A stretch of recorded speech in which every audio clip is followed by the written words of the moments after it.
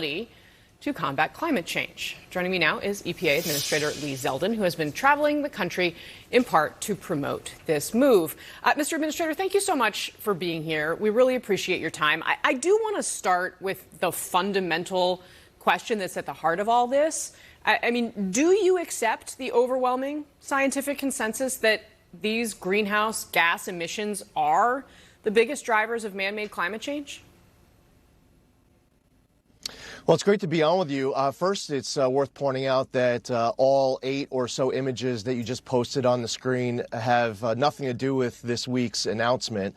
What was the 2009 endangerment finding had to do was with regards to mobile sources vehicles. This week's proposal to rescind the 2009 endangerment finding was with regards to mobile sources vehicles. CNN's been using a lot of photos where they show smokestacks of stationary sources like power plants. That's not what we proposed.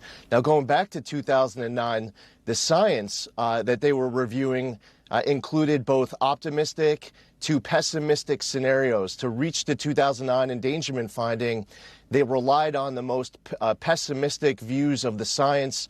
The great news is that a lot of the pessimistic views of the science in 2009 that was being assumed ended up not panning out. Hey, that's great. We can rely on 2025 facts as opposed to 2009 bad assumptions. The other thing, too, is that at EPA, we don't just get to creatively make the law whatever we want it to be. The Supreme Court ruled in Loper Bright overturning the Chevron doctrine, West Virginia versus EPA, Michigan versus EPA, that agencies like the EPA can't just use vague language in statute and try to make it be whatever we want it to be. The major policy doctrine also says that when you're going to reach something like an endangerment finding and then have trillions of dollars of regulation, that's something that should be decided by our elected members of Congress in passing statute. And if you don't mind, the 2009 endangerment finding, while it's simply summed up now as saying carbon dioxide endangers public health and welfare, that's not what they did back in 2009. They had a lot of mental leaps. They say carbon dioxide, when mixed with a whole bunch of other well-mixed gases, in some cases not even emitted from mobile sources, they say that it contributes to global climate change. Doesn't say causes, contributes. How much they don't say, but it's north of zero, not much more than zero. So you're sounding pretty skeptical then of this overall scientific consensus that these greenhouse gas emissions are the overwhelming man-made climate change driver. That might be your way to try to twist my words, but what I'm saying is that we get our power at EPA from what the law states, and the Supreme Court in recent cases have been very clear. So what I was just describing with all the mental leaps used in the 2009 endangerment finding, Section 202 of the Clean Air Act doesn't allow all of these different mental leaps, as the Supreme Court made clear in recent years. So I'm not going to get creative with the law. We're going to read the plain language. And if Section 202 of the Clean Air Act gets amended by Congress, then we'll follow that new law. So, sir, first of all, I don't want to put words in your mouth or twist your words or anything like that. I just was trying to clarify kind of where you were coming down on my initial question.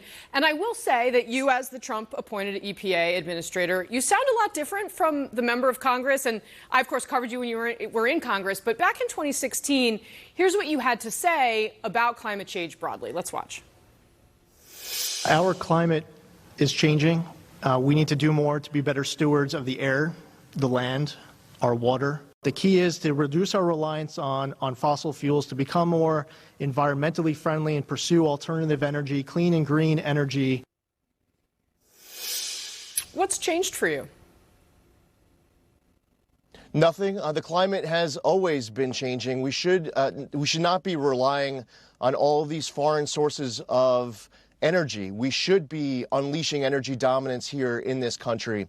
We do it better for our environment than so many other countries do for theirs and for the rest of the world. It's better for our economy, our national security, and our environment. And I'll tell you, over the course of my first 6 months on this job, The announcement that I enjoyed putting out the most was on the 100th day of President Trump's term in office. We released 100 environmental accomplishments that we did in those first 100 days. We're very proud of our historic wildfire cleanup in Los Angeles. We increased water quality standards in southeast Pennsylvania and into Delaware along the Delaware River Basin.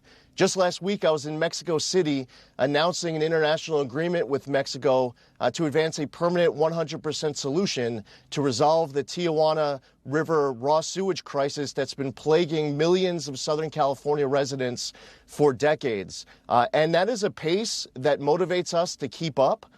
We are very proud of all of the accomplishments. As you pointed out, I'm currently traveling around New England, visiting Superfund sites that are getting cleaned up. And EPA, over the course of years and decades, has been doing an amazing job as it relates to the Superfund cleanup and the brownfield cleanup. We're advancing cooperative federalism and getting state implementation plans done. We're getting through our backlog. We inherited a pesticide review, a new chemical review. There are amazing, dedicated employees at this agency all across this entire country doing important work, and we're very proud of that work, and we're going to continue to keep that pace up. So one way that you have defended the change you want to make in terms of the endangerment finding and saying that the government's not going to regulate carbon dioxide fundamentally is to say that this is going to help consumers save money, basically pay less for their cars. My question to you, though, is what do you say to people who live in a state like Florida?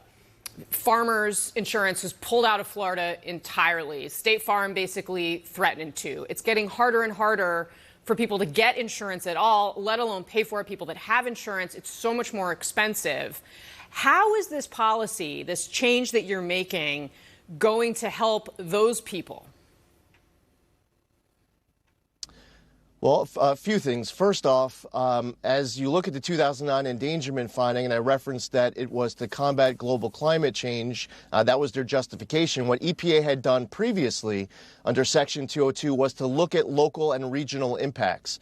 The problem for EPA in 2009 was that they didn't have the science to be able to reach that justification. That's why they had to expand it to this new approach of combating global climate change. We have first, and I would also point out that what we put out this week is a proposal. We're now going out to public comment. We'll make a final decision after that public comment. Now, as far as the National Flood Insurance Program and congressional debates and votes, that's something for members of Congress to talk about how to fund insurance programs. As it relates to carbon dioxide, I think it's important for people to note that there has been a greening of the planet that's been taking place.